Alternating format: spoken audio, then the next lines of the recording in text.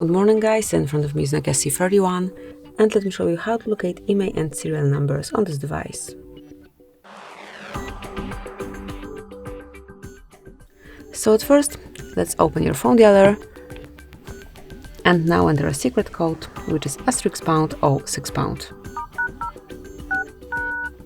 And here you've got the whole device info along with IMEI and serial numbers. Click on OK then.